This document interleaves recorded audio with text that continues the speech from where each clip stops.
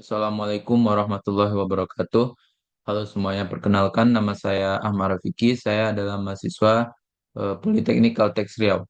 Pada kesempatan kali ini saya akan menjelaskan tentang apa itu arsitektur monolitik dan arsitektur microservices. Selanjutnya saya akan menjelaskan apa itu front end, back end, dan full stack developer. Selanjutnya saya akan menjalankan bagaimana cara menginstal Laragon, lalu install Composer, dan yang terakhir saya akan menjelaskan bagaimana cara menginstal Laravel.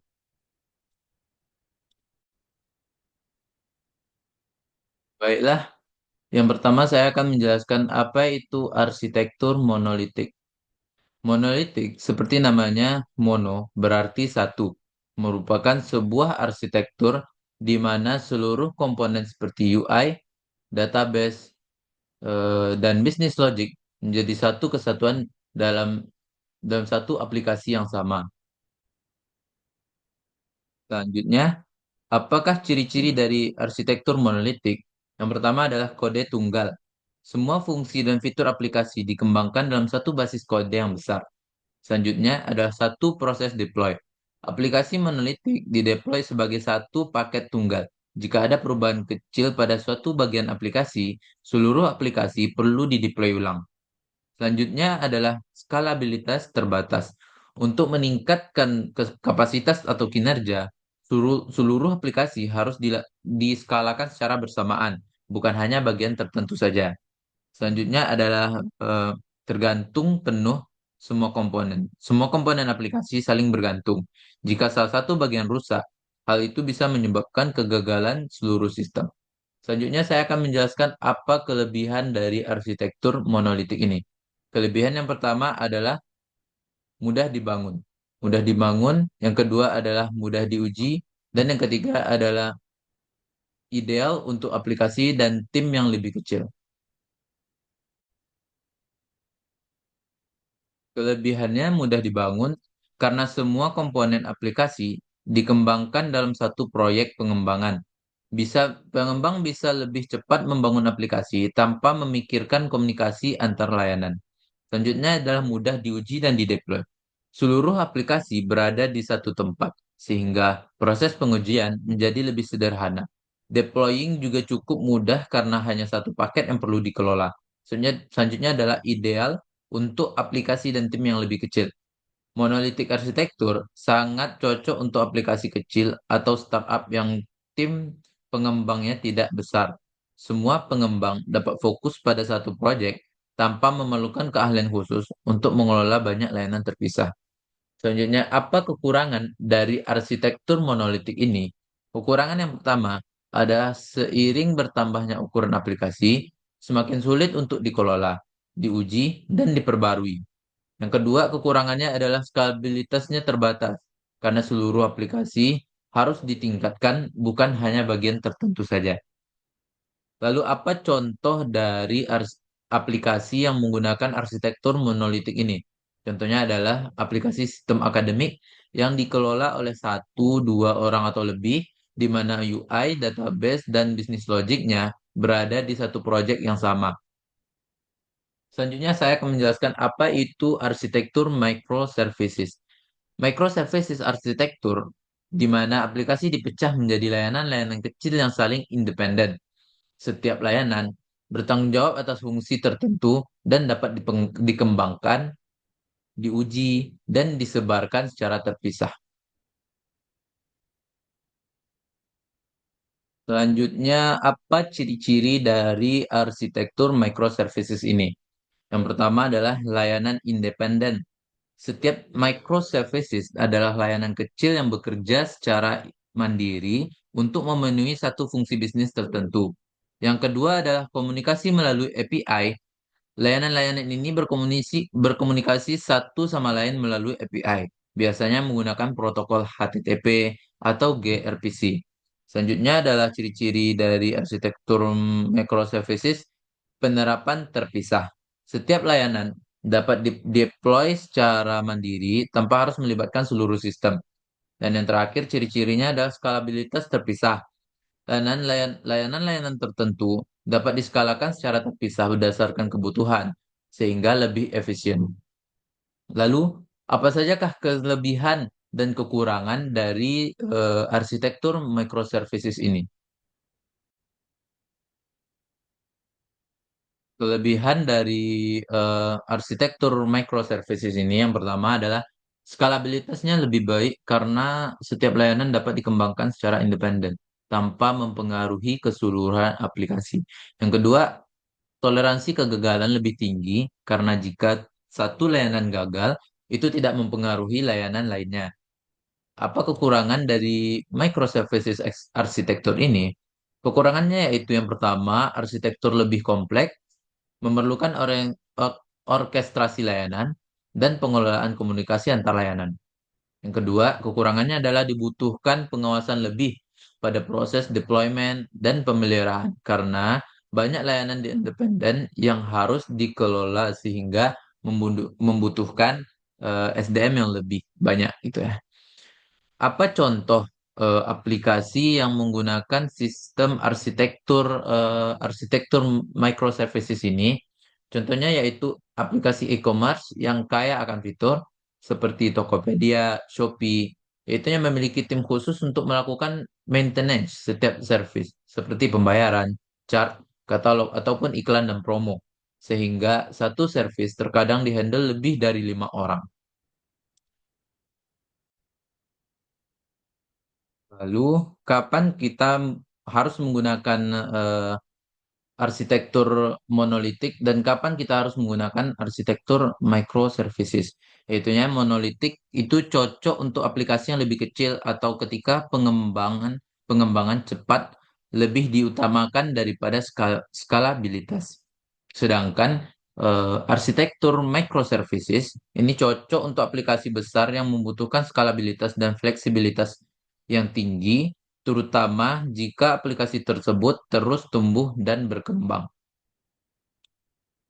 Selanjutnya saya akan menjelaskan apa itu front end, back end, dan juga full stack developer. Front end, back end, dan full stack developer adalah adalah istilah yang digunakan dalam pengembangan perangkat lunak dan pengembangan web yang mengacu pada bagian-bagian berbeda dari sistem yang sedang dibangun. Front end merupakan bagian yang langsung dilihat oleh pengguna yang melibatkan tampilan dan interaksi baik di halaman web ataupun di aplikasi. Teknologi yang digunakan seperti HTML, CSS, JavaScript, yang pada umumnya menggunakan framework seperti React, Angular, atau Vue.js. Sedangkan back-end merupakan bagian yang bekerja di balik layar, seperti menangani bisnis logik, database, dan server yang tidak dapat dilihat secara langsung oleh pengguna. Teknologi yang digunakan seperti PHP, Node.js, Java, Golang, dengan database-nya MySQL, MySQL, PostgreSQL, atau MongoDB. Dan full stack developer bertanggung jawab dalam mengakomodir pengembangan front end dan back end dalam sebuah proyek. Mereka akan mempertimbangkan database, antarmuka pengguna atau UI, dan logika bisnis untuk membangun satu aplikasi. Umumnya, full stack developer tidak akan terlibat terlalu dalam pada pengembangan detail front end, melainkan cukup menggunakan template yang sudah tersedia, kemudian menyesuaikan dan menyusun komponen pada template tersebut sesuai dengan kebutuhan pengguna. Selanjutnya, saya akan menjelaskan bagaimana cara menginstalasi Laragon pada Windows. Apa itu Laragon? Laragon merupakan suatu platform untuk pengembangan web secara lokal sebagai alternatif exam atau WAM. Selain dari kemudahan dalam berganti versi PHP, salah satu kelebihan Laragon ialah tersedianya virtual host di mana pemanggilan project tidak perlu menggunakan IP dan port, melainkan dilakukan dengan cara HTTP titik dua slash slash nama project dot test.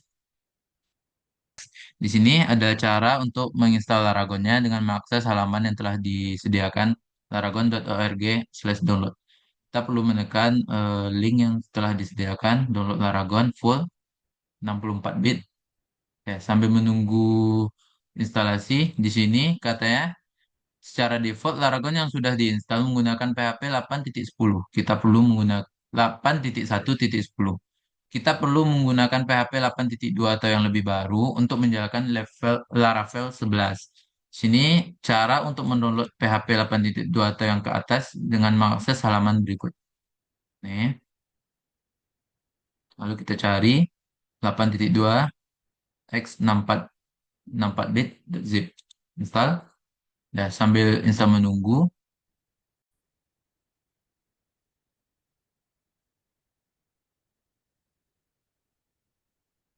Nah, instalasi sudah selesai. Oke, kita pindah ke File Explorer. Sini saya sudah menginstalnya beberapa. Di sini file masih berupa folder masih berupa zip. Maka kita perlu mengekstrak file folder menjadi folder PHP 8.2.23 dan menginstal Laragon.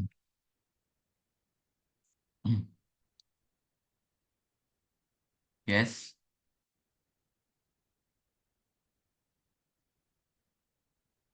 select language bahasa Inggris. Next, next, install. Kita tunggu instalasinya selesai. Nah, jika seperti ini, maka Laragon telah selesai diinstal. Finish. Oke. Lalu kita lihat ekstrak hasil folder, lalu pindahkan ke C Laragon bin.php. Ini yang sudah kita ekstrak tadi, kita pindahkan ke C Laragon bin.php. Karena saya sudah memindahkan sebelumnya, maka tidak usah lagi. Ini adalah PHP 8.2 yang barusan kita download, sudah saya pindahkan. Lalu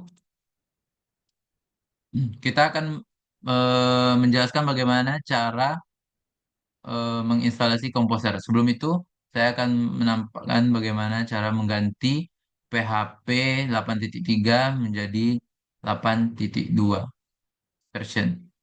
8.2, maka dia akan berubah version. Jika ingin menggunakan 8.3 lagi, kita ubah menjadi 8.3 lagi. Selanjutnya kita menjelaskan bagaimana cara untuk menginstalasi komposer. Komposer merupakan dependency manager untuk mengelola pemasangan library dan package pihak ketiga yang dibutuhkan dalam proyek PHP.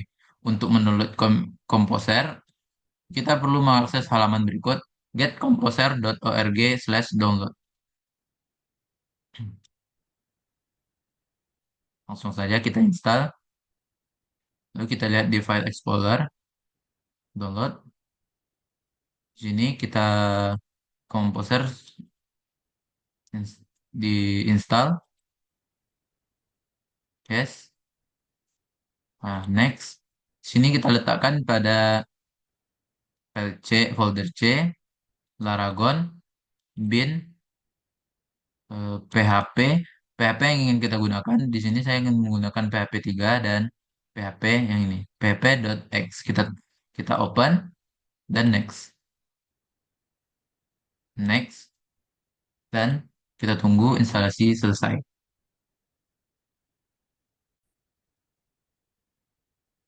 Nah, jika seperti ini, maka eh, instalasi Composer telah selesai, finish. Selanjutnya, saya akan menjelaskan bagaimana cara mengecek apakah instalasi Composer berhasil atau tidak dengan cara membuka command prompt pada sini di pencarian command prompt atau bisa juga dengan cara menggunakan Windows R CMD. Ketik Composer untuk mengecek apakah komposer telah selesai diinstal, berhasil atau gagal. Nah, jika seperti ini, maka itu komposer sudah berhasil diinstal pada laptop kita komposer version 2.7.9. Selanjutnya, saya akan menjelaskan bagaimana cara menginstalasi Laravel. Pastikan untuk mengaktifkan extension zip pada PHP 8.2 di Laragon sebelum menginstalasi Laravel 11. Nah, jangan lupa kita start dulu sebelum membuat package-nya dan extension zip kita centang. Nah, ini sudah saya centang. Sebelum melakukan instalasi project Laravel, kita harus menyediakan package installer Laravel menggunakan Composer melalui terminal atau command prompt dengan perintah sebagai berikut. Kita copy saja. Kita buka terminal yang disediakan oleh Laragon. Terminal dan kita tempel di sini Composer Global Require Laravel slash installer. Enter. Dia akan menginstal package untuk project baru kita.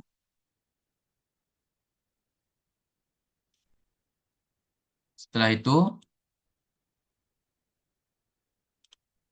kalau seperti ini, maka dia akan instalasi berhasil. Selanjutnya, silakan masuk ke folder C Laragon WW atau bisa juga dengan tekan terminal yang tadi pada Laragon. Lalu jalankan Laravel New Gulaku Apps. Kita copy saja. Sini kita ketik Laravel New Project to underscore slash apps. Ntar, no starter kit, paste, no. Kita tunggu instalasinya selesai. Di sini kita akan menggunakan database MySQL. Defaultnya di sini SQLite, maka kita ubah menjadi MySQL. MySQL. Enter, enter. Kita tunggu sampai instalasi selesai.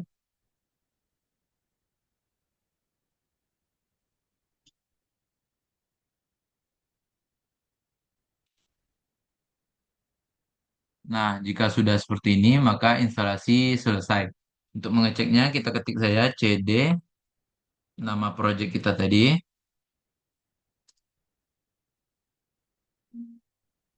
apps, enter, PHP Artisan Serve. Maka kita akan diberikan HTTP untuk mengaksesnya di eh, Google Chrome. Kita coba. Nah, jika sudah seperti ini, maka instalasi Laravel 11 selesai dan berhasil. Mungkin hanya sekian yang dapat saya sampaikan. Assalamualaikum warahmatullahi wabarakatuh.